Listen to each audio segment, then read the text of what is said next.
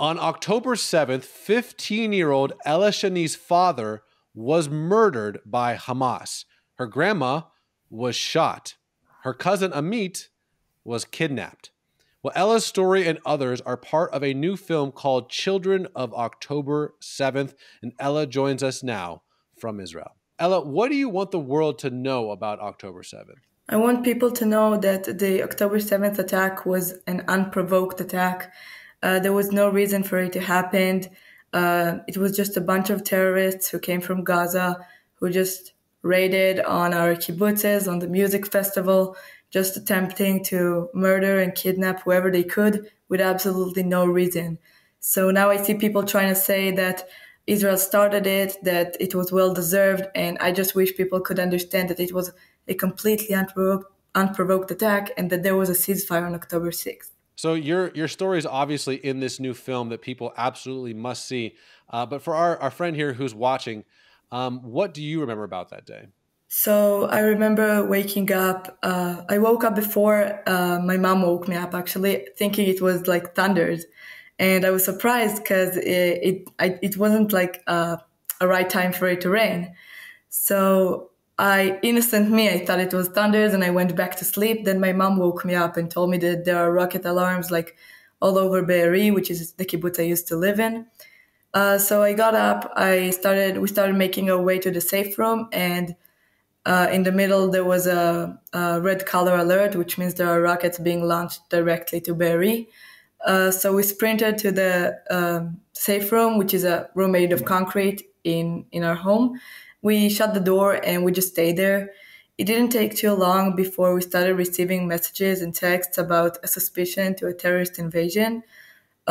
This happened about once or twice when I was younger. I don't remember it because it was really like a minor invasion, like 2 or 3 people. And so we didn't think it was anything too serious, but we did get worried because it was obviously not usual.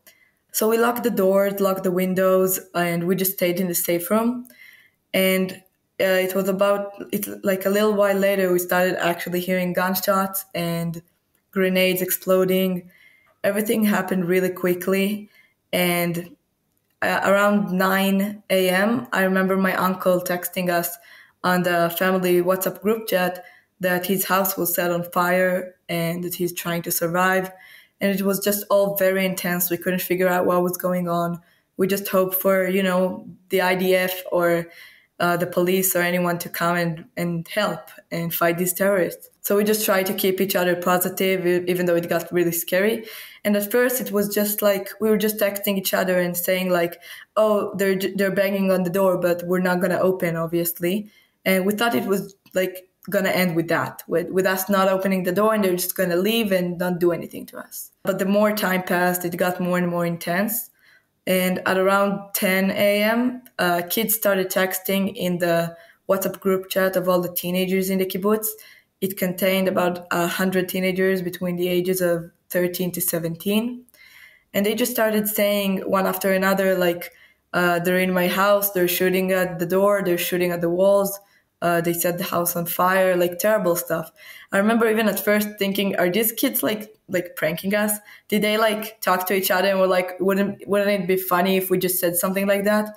Like I thought it was a prank. I couldn't believe it was real. And I remember actually like closing my eyes while I was in the safe room and just pinching myself, hoping like seriously to wake up. And then just the calls for help got worse and worse. Kids started saying one of their family members was injured, asking like how to stop the bleeding, and even reporting that some of their family members were killed. And then I kept reading these texts, obviously anxious. And then at around 12:15 p.m., I saw a text from my cousin, Amit, who was at the time 15. He's now 17. And he was just saying, like everyone else, just asking for help and repeating his mom's exact address in the kibbutz so that people would come to his house. At the time, we thought the IDF was already there or on its way. So they were just like calling for help on the WhatsApp group chat. So I just tried to back him up because at the moment the terrorists weren't in our house. Like we couldn't hear them right in our house. So I just backed him up, kept like spamming his address. And then about 15 or 20 minutes later, we lost contact with him and his mother and two sisters. Time passed, and at around 2 p.m., I was told that my grandparents were injured. At first, we didn't know exactly what the injury was. We hoped they would be fine, and my grandma was still texting us in the group chat saying they're okay. So after the 7th, like after everything ended, we realized that she got shot by about 3 bullets, two of them in her liver and one that hurt her elbow and then her like side, her back. And she was taken to the hospital after about 9 hours of bleeding with no medical attention, and she luckily survived. At around 4:30 p.m., 5 p.m., the soldiers got to our door. Again, they banged on the door saying it's the IDF, open up. We did not, I at least did not believe them. I thought it was the terrorists. We also knew that some of them could speak Hebrew, and I suppose I was just too scared to die. So I refused to open the door, and I told my mom it could be a trick. But she kind of like got to the conclusion that it was now or never. So she opened the door. Luckily, it was the IDF. It was a special unit called Okets with the dogs and everything. They came in. They tried to soothe us by shaking our hands and telling us everything's gonna be okay. Like, you're with us now. We're gonna take care of you. They even told us to go bring our shoes so we won't feel like we're in like too much of a rush. So we did, and then they got us out of the house. We were there, me, my mom, my brother, and a friend of my brother who slept over. His family was in another house, also hiding, obviously, and his mother was in the like the dentist. I don't know how to call it, because it wasn't the infirmary. It was like where the dentist used to be. But that's where they centered everyone who was injured on October 7th, everyone who got out to fight and needed some medical attention. There were about 3 medics. 2 of them were murdered, and the only one who survived was my brother's friend's mother, who kept texting us from there. And so we all got out. The first thing I remember after getting out of my house was the smell. There was a really strong smell of blood mixed with sweat and smoke, basically, because I remember seeing smoke everywhere. The sky looked kind of gray, and we even saw like houses in flames, and that's something I think I'll never forget. It literally is a war zone. Like, you see people like soldiers or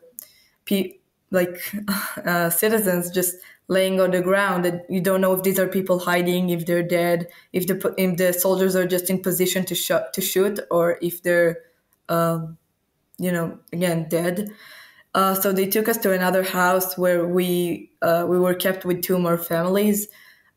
We all squeezed together in one small safe room, and we waited there for about half an hour while the units surrounded the building to try to keep more people safe at one time. So about half an hour later, they got us out of the house.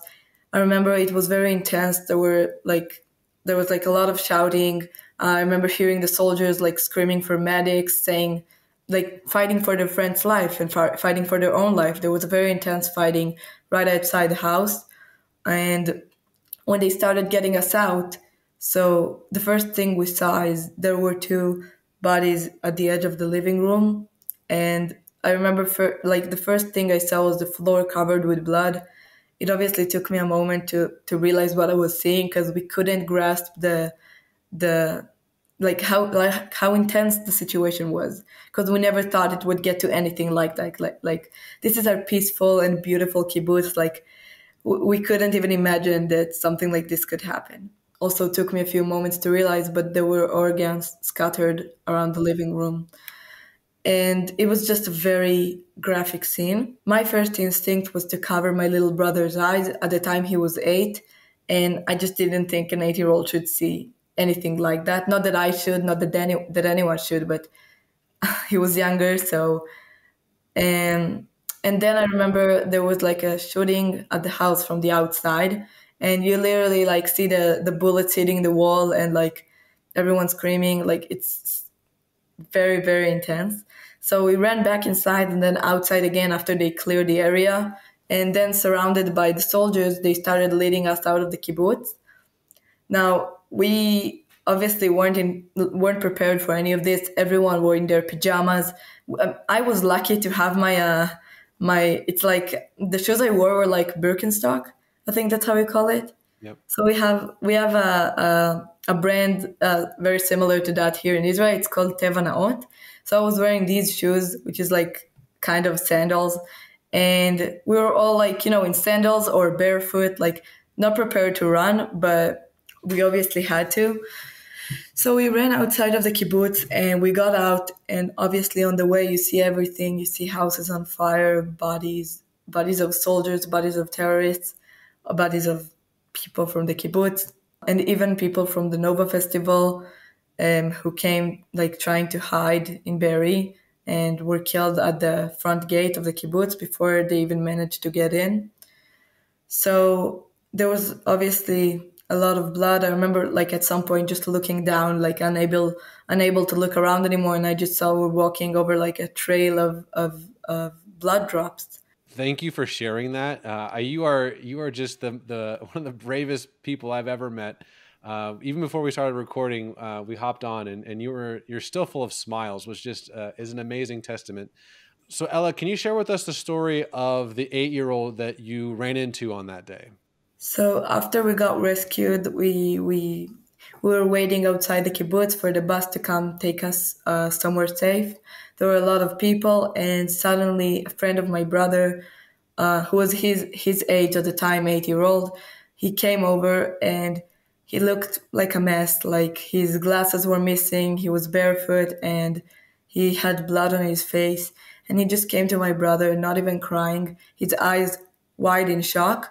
And he just told my brother as if it was like he was just in shock. So he just said it like so bluntly, like, I saw how they killed my dad and sister, like they killed them, and we were all shocked, and I couldn't believe it. I couldn't believe this 8-year-old kid had to witness his father and little sister, who was actually the youngest person, who was murdered on October 7th, only 10 months old in her death.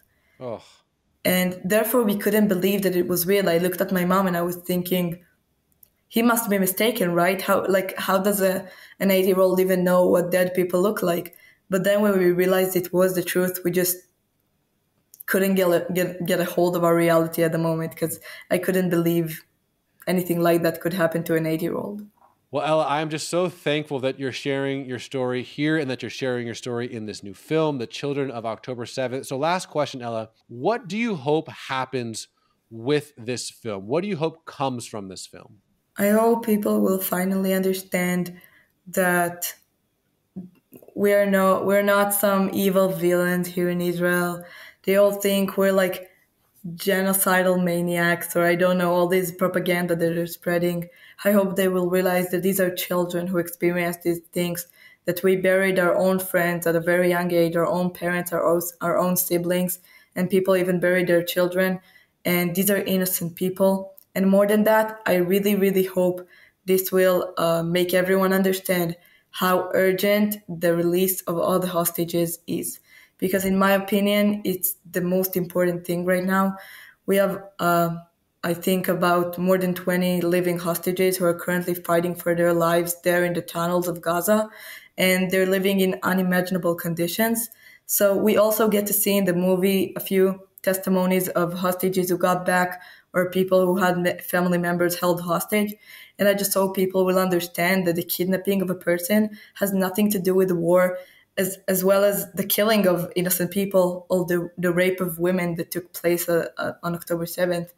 And everything that happened, the torture and everything, it should never be a part of war. It should never be a pawn used at a conflict.